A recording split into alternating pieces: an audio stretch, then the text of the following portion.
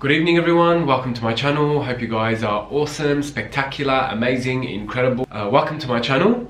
In bed with me in Paris. We are going to order room service, we're going to eat, and I'm going to answer all your questions. Personal questions and work related questions, cabin crew related questions. I have a list of questions that everyone's been asking me. Get a cup of tea, get in bed, and this bed though. Let's order room service. Hi, can I please order the 4 fromage pizza, please? Room 603. We arrived in Paris this morning, and when we landed it was quite miserable and it was raining and it was cold, and I really wanted to go to the city and vlog, but I just wasn't really in the mood, so I decided to stay home. Well, pretty much hotels are my home. This hotel is really cozy and really nice, so I just decided to just chill, make this video for you, and I'll probably edit it and everything like that. Oh, room service is here. 1 second. Hi. Hi. Thank you very much. Have a lovely night. Thank you. Thanks. Bye-bye. So my room service is here. I'm such a pig. That doesn't really look. This pizza does not look appealing at all, that much. The cheese is like all in the middle. Anyway, whatever. I've been sitting here trying to upload the video that you've probably already watched. And it's been 4 hours, and guess how much percentage it's on? 1%, 4 hours. I don't have like a week layover here where I can upload the video. Anyway, I have to wait till I land back home to upload the video. Anyway, you've probably already watched it. Anyway, should we start with our questions? Yeah? And I'll attempt to bloody cut this pizza that isn't even cut. What? Okay, so is this how I'm meant to eat it? Okay, I'll go. I have a butter knife. I can't cut it with a butter knife. Alright. So these are personal questions and work related questions. So let's start with the first one, shall we? What's the hardest thing about being cabin crew? The biggest things, actually, being away from your friends and family.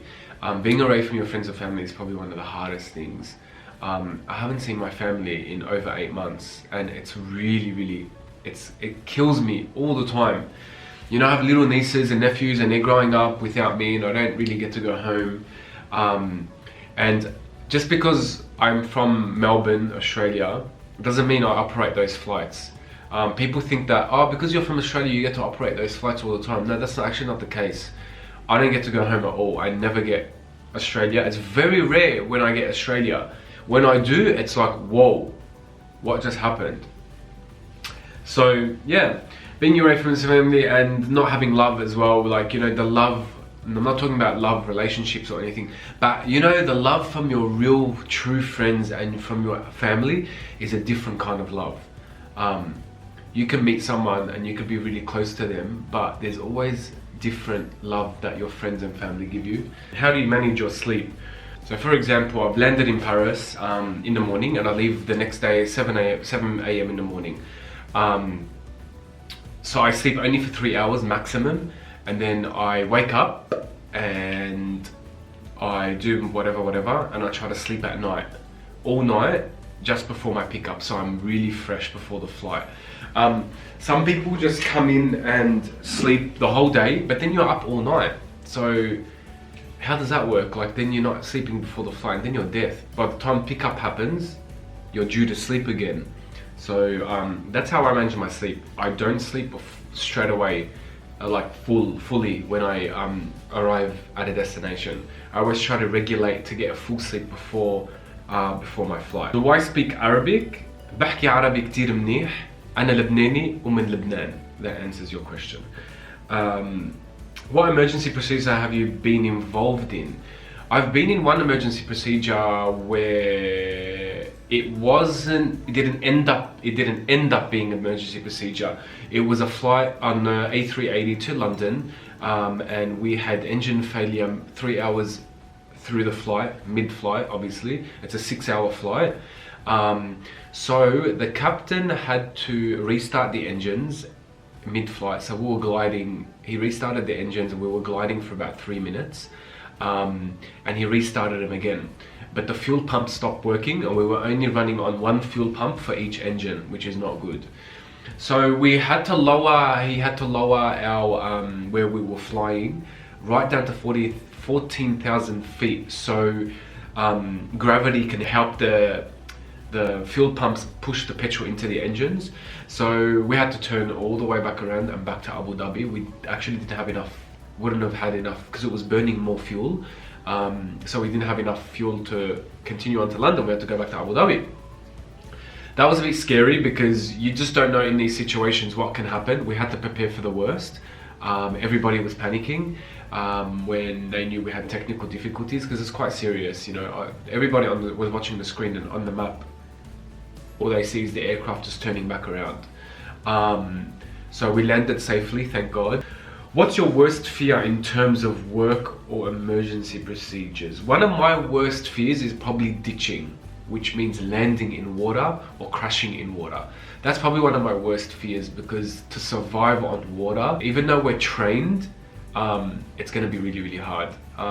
Depending how the aircraft ditches as well, because once the aircraft hits water, it just deteriorates, it breaks and everything. So ditching, but not just in any water. My worst fear is ditching in like the Atlantic Ocean or up in the North Pole. That's probably one of my worst fears. That would be really, really hard. And it would be all on us, the crew, to save everyone and to use our survival skills and everything that we've learned. So that's my worst fear. That's always scared me. The sea swallows you up and you're never found again. So I'd rather, yeah, anyway. What's my worst destination? I wouldn't say worst destinations. One of my scariest destinations will probably Lagos in Africa, where we are escorted to the hotel and to the airport by by army people. It's really dangerous. We're not allowed to leave the hotel at all. One day I did a layover there and I went to walk out in the hotel and I thought, I'm just gonna go for a walk. What's gonna happen? Local people were like looking at me and staring at me, and they all stopped and were just looking at me and wondering, where am I going? What am I doing? And I just walked right back into that hotel room like there's no tomorrow. The reason why that happens with the escorting and stuff like that, I know a bunch of Emirates crew, they got kidnapped and I think raped, and Emirates had to pay ransom to save them. This happened like 6 years ago, a long time ago. And yeah, so then now it's implemented by a lot of the airlines where you're not allowed to leave the hotel, and it's quite dangerous. Yeah, because even I've spoken to local people from there. People can like steal you and ask you for ransom, and even though they get the money, they can still kill you. They just don't care. Like, they'll work with the police. It's really corrupt, you know. Favorite destinations: Maldives. Absolutely amazing. Beach is beautiful. There's so much to do. It's an amazing atmosphere. And yeah. Why did you become cabin crew? Why did I become cabin crew? Mainly because it was my childhood dream. I've always been obsessed with planes, and ever since I was a little boy, I didn't want to be a pilot. I literally just wanted to be a flight attendant. And as I was getting older, it was something that I always had in my mind and always was passionate about. So I gave up everything back home to go and do it. And I broke up from a pretty long relationship, which held me back from a lot of things. So when that ended, it was a big eye-opener for me. I wanted to just make my dream come true, and I made it happen. And yeah, that breakup was the best thing that ever happened to me, because I was able to do this job, because before I couldn't. Favorite people that you've met around the world? Okay, so that's crazy. You know, I love everyone. Everyone is cool. There's bad people in this nationality and there's good people in this nationality. You cannot choose, and you cannot say these people are bad or these people are bad. My favorite, from my experience, would probably be 3. People from Netherlands. They are the coolest people, so chilled out, really kind-hearted, really, really nice. One of my best friends, Muriel, is from Holland as well, and she's really sweet, and me and her get along like a house on fire, because I like to get along with sweet people, genuine people, And yeah, they're awesome. Whenever you meet any, even when you go to Amsterdam, to Holland, they are amazing. They're so nice, they help you out. Second and third, Colombians and Brazilians. Colombians are incredible. They are such nice people. I really love them, and I'm obsessed with Sofia Vergara. She is my life, and she made me fall in love with Colombians. But I have some Colombian friends as well, and yeah, I'm planning to go to Colombia because I really want to spend time with those people. And Brazilians, Brazilians, just amazing people. Why are you vegetarian? Wow. There is two main reasons. I can talk about these reasons for hours and hours, but I'm gonna break it down to you because I don't want to bore you. I have no offense to anyone that's not a vegetarian, but I never really liked meat from when I was a little boy, but I ate it because it's in our culture. Lebanese food has a lot of meat in it. Okay, first, when I watched a lot of documentaries and researched a lot. Okay, first thing is animal cruelty. I love animals so much, and I cannot bear to see them getting hurt the way they do in the meat industry. And the way heartless humans and heartless people can treat an animal the way they do. Whether it's not even got feelings or even got a soul. You don't kick an animal in the head, or you don't do these kind of stuff to animals. Like, I understand slaughter. Okay, you want to eat it, you want to eat it. That's cool. Slaughter, but slaughter in a human way, man. Like, don't treat animals in an inhumane way. That's why I don't support that fucking industry, and I never will support that industry because of that reason. And I watched some documentaries that confirmed all of that to me, and that's what turned me vegetarian. And I guarantee some people, if you have a heart and you watch these documentaries, you will become vegetarian. Second of all, as well, is it's really bad for you. Meat and dairy and stuff like that is really bad for you. Like chickens and stuff like that, they're all artificially made now. They're all fed hormones. They're fed all this shit to keep them growing so fast, and we get that in our body. That's not natural. An animal, it's not natural. An animal should roam free, eat grass, eat what it wants. That's a natural, nice, healthy meat. How long do you think you'll be cabin crew for? Okay, I'll be cabin crew for a while, but I wouldn't do it forever. It's not a very healthy job. But it is an amazing job to do for a while, to travel and everything like that. Cabin crew teaches you a lot of things. It's really good because you self-grow, you grow yourself. You learn a lot about the world, a lot about people, a lot about different personalities, and you learn a lot about different cultures, different, you know, it's really good. I've learned so much. I feel like I've really self-grown in this job. So yeah, it's really good. But there is a lot of perks. There's perks, but there's lots of downfalls that come with it. One day I'll do a video about all of it, because like we have to, let's face it, man, like you need to know the truth. Like, it's not all about, oh my god, rainbows, oh my god, I'm going to Paris. It's not like that, you know what I mean? Like, just because you're going to New York, it doesn't mean you're going and living some New York lifestyle. It's not like that at all, you know? Like, it's an awesome job, don't get me wrong, and I'm not turning anyone off it, but there is a lot of things that come with it that people don't know. So yeah, I'm not disencouraged. I encourage everyone, even my kids, I encourage them to become cabin crew because of the way it teaches you. Once you do this job, you can fucking do anything in the world. Anything once you do this job, especially in the airlines in the Middle East. Hands down. Okay, last question. What makes a flight really good flight? Okay.